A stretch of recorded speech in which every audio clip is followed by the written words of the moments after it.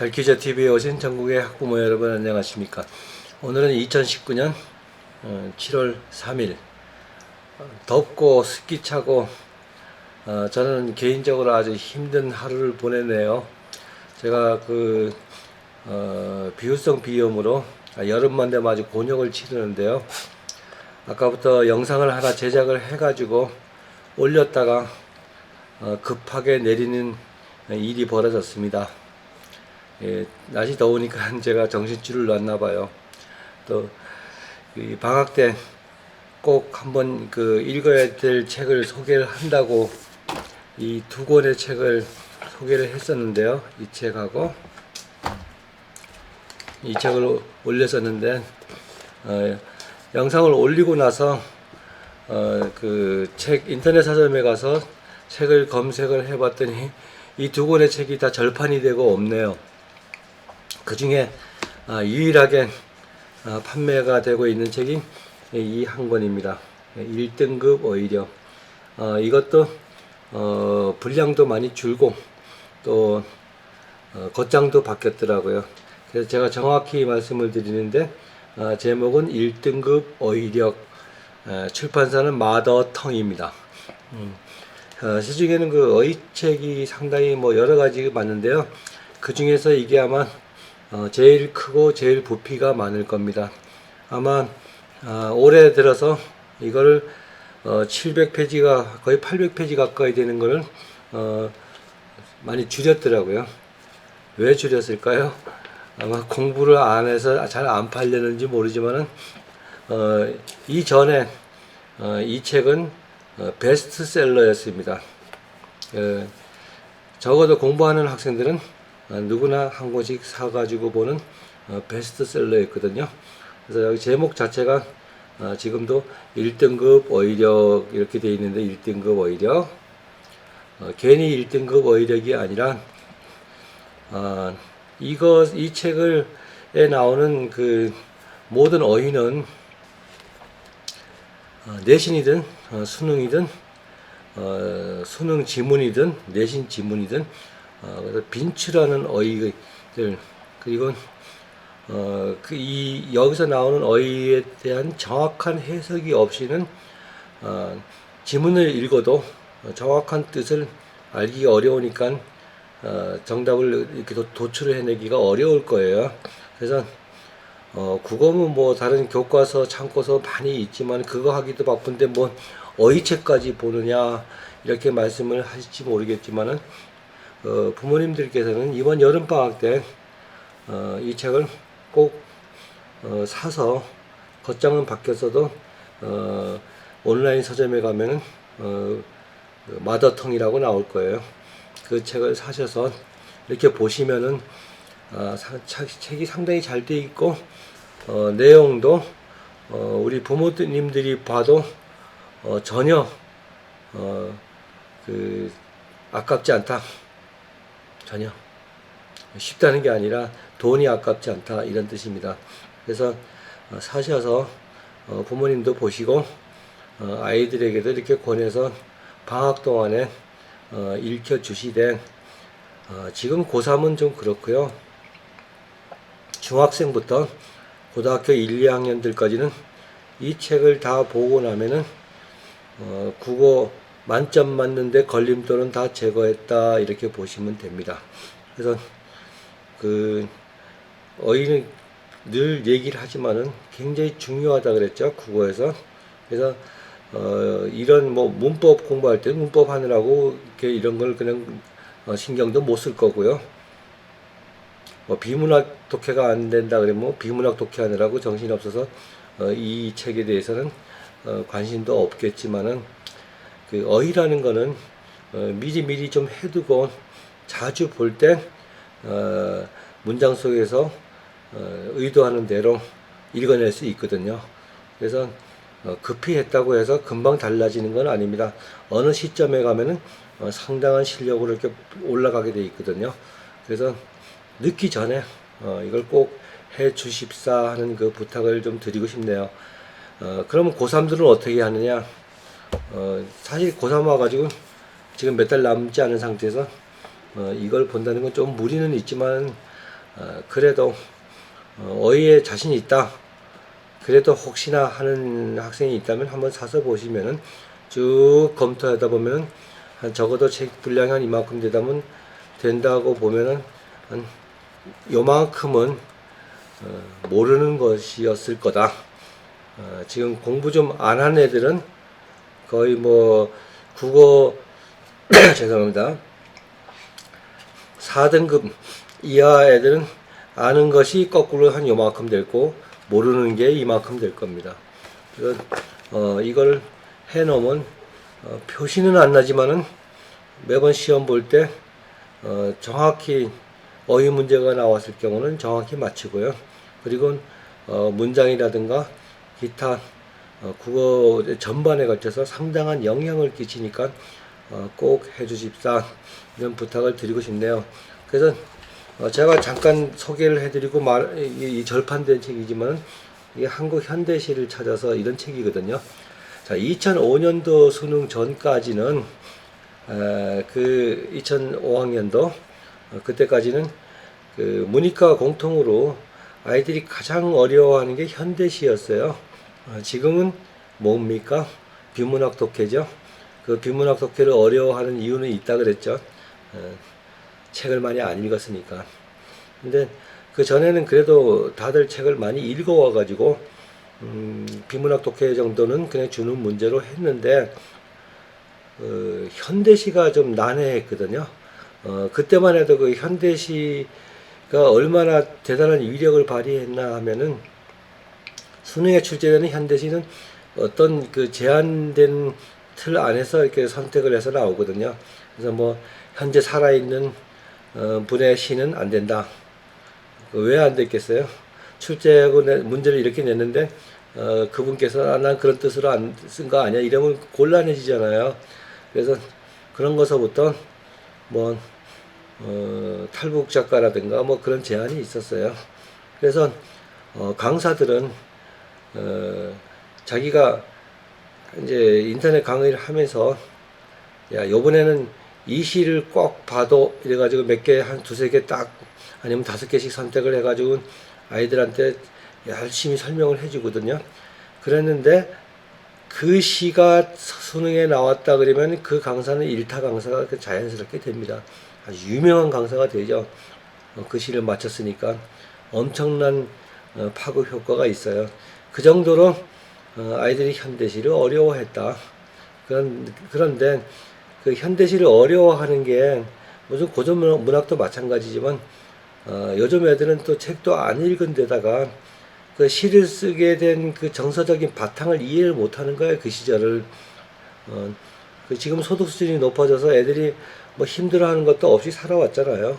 그리고 그런 장면도 보기가 힘들고 민속촌이나 가야 겨우 볼만한 장면들 그런 걸 바탕으로 시를 썼으니 아이들이 그걸 읽고 이해하기가 쉽지가 않잖아요. 그러니까 현대시를 어려워했어요. 그 수능에서 내는 현대시는 그런 시를 읽고 작자가 의도한 대로 느껴주느냐 못 느껴주느냐 거기에 방점을 두고 출제를 하거든요. 근데 아이가 그 배경 지식이 없으니까 배경 지식 때문에 시를 이해를 못하니까 어려워할 수밖에 없어요. 그런데 요즘은 현대시가 어렵다 하는 아이들은 없잖아요, 그죠? 그때처럼 그렇게 어렵게 내지 않는다는 얘기예요. 그래서 그때 그랬지만은 그래도 방학 동안에 이 현대시 이 정도는 이렇게 읽어주면은 이 시만 있는 게 아니라 해설을 쫙 해놨거든요. 그래서 아이들이 이 책 한 권 정도는 그 해놔야 어떤 시가 나와도 무난히 극복하고 정확히 문제를 풀 수 있다. 그런 책이었어요. 근데 지금은 현대시가 좀 어렵게 안 나서 그런지 이게 그냥 절판이 돼 버렸더라고요. 그래서 그 저는 권해드리고 싶어서 이렇게 찍었는데 찍고 나서 검색을 해보니까 다 절판 이렇게 나오는 거예요. 한번 보세요. 한국 현대시를 찾아서 이게 고려대 교수님이 쓰신 건데 고려대 문학부는 알아줄만 한 데잖아요. 대단한 데잖아요. 그런 데서 연구하시는 분이 아주 알기 쉽게 시에 대해 이렇게 인문을 대해서 이렇게 썼기 때문에 도움이 될까 하고 소개를 했는데 절판이 되어 버렸어요. 아쉽게도. 그래서 제가 그렇게 다 해보지 않고 영상을 제작해서 올렸던 부분에 대해서 대단히 죄송스럽게 생각합니다. 하지만 그래도 뭐 얻은 건 있잖아요, 그죠? 그래서 다시 한번 어휘력에 대해서 이 책도 이미 겉장은 바뀌고 양도 줄였다 그러잖아요. 근데 이 책은 공부하기가 좀 쉽게 되어 있어요. 최소한도 한 2권 정도 사서 반복을 시켜주면은 아이가 국어를 어렵게 하지는 않을 거예요. 어렵다고 다 배경 이런 어휘력이 부족해가지고 틀리는 경우가 상당히 문제도 많고 상당히 많기 때문에 이 정도는 다 이렇게 바탕으로 깔아놓고 국어 시험을 뭐 만점을 맞느니 등급을 올리니 이제 그런 얘기를 해야 돼요. 이 정도 안 해놓고 뭐 등급 올린다고 전국에 있는 문제 다 푼다고 등급이 올라가거나 그렇지는 않습니다. 그래서 이 책이 아니더라도 어휘력에 대해서는 상당히 신경을 써서 해줄 필요가 있다. 이 점을 강조드리고 싶네요. 나중에 책을 사셔서 이렇게 보세요. 분명히 부모님들도 이 내용에서 배워야 될 점이 굉장히 많을 거예요. 우리가 일상생활에서 어떤 뭐 글을 읽거나 이런 거 보고 상황을 판단을 해야 되는데요. 하다못해 뭐 계약서를 쓰거나 하다못해 어떤 제품의 매뉴얼을 보더라도 거기는 표준어로 이렇게 다 되어 있기 때문에 거기에 대한 이해가 없으면 읽고도 버벅버벅 합니다. 그래서 부모 입장에서도 아이들한테 물어볼 때 모르면 참 부모 입장이 그렇잖아요. 아이가 뭐 책을 보다 아빠 이게 무슨 말이야? 엄마 이게 무슨 뜻이야? 하고 물을 때 엄마가 그냥 뭐뭐 하면 일단은 권위가 좀 떨어지잖아요. 그래서 부모님들도 봐볼 필요가 있건 또 물어봤을 때 이렇게 대답을 척척 해주면은 어때요? 부모 권위가 서죠. 우리 엄마 대단해, 우리 아빠 대단해. 그거는 저도 경험을 했거든요. 저도 어린 시절에 옛날에는 신문에 한자가 많이 섞였잖아요. 한자를 모르고는 뭐 사설이든 기사를든 읽고 이렇게 내용 파악이 안 됐잖아요.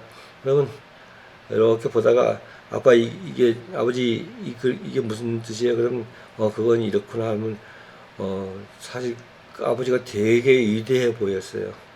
위대해 보입니다.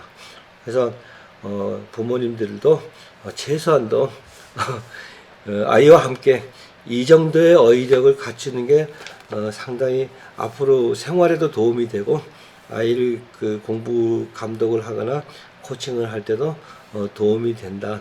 이 점은 제가 이렇게 강조드리고 싶네요. 그래서 이거를 서점에서 해서 요번 여름 방학 때 꼭 중2도 좋고요. 중3도 좋고 1학년, 2학년까지 고1, 2학년까지는 이 책을 미리미리 봐두면은 국어를 아이들이 어려워하지 않는다. 그래서 이 책을 이제 소개를 드렸거든요. 그래서 하여튼 날씨가 덥다 보니까 제가 별별 에러를 다 범하네요. 그래서 대단히 죄송하다는 말씀을 다시 드리고요. 다시 이 영상을 그냥 부랴부랴 찍어서 올리는데요. 사실 이제 거의 이제 기말고사가 이제 끝나가죠. 끝나가면은 대부분의 아이들이 기말고사 끝나고 최소한도 하루는 자유시간을 갖자고 그럴 거예요. 그죠? 그러면 만약에 금요일날 끝난다 이러면 금요일날 그거 거절할 부모 참 없잖아요.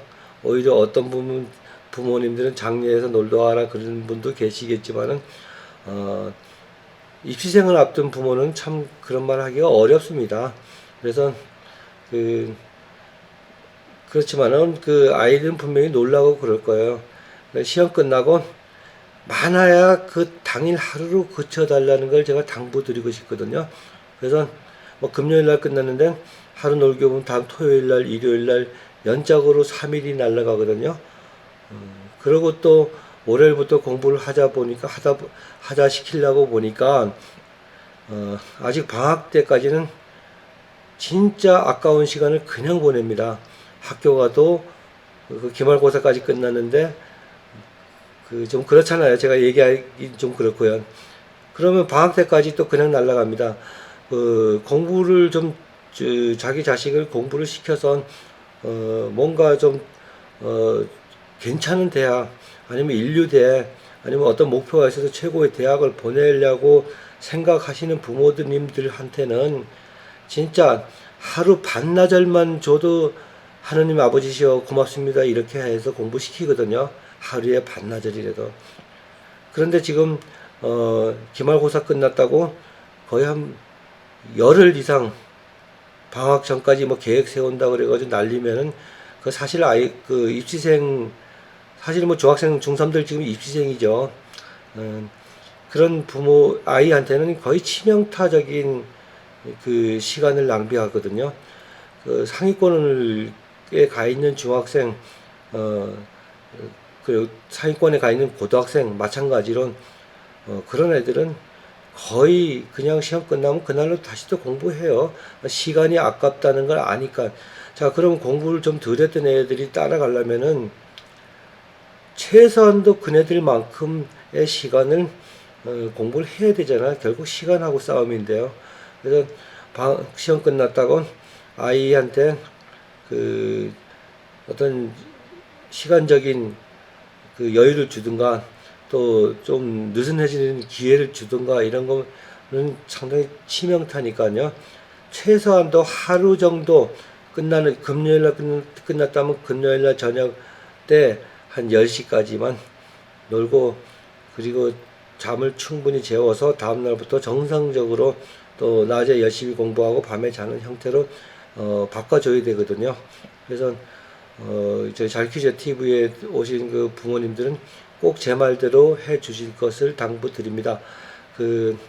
요번 주말 이틀 공부를 많이 하는 애들은 30시간 이상을 이틀간에 할 수 있거든요. 30시간이면요 웬만한 고등학교 강좌 한 개를 다 듣는 시간이에요.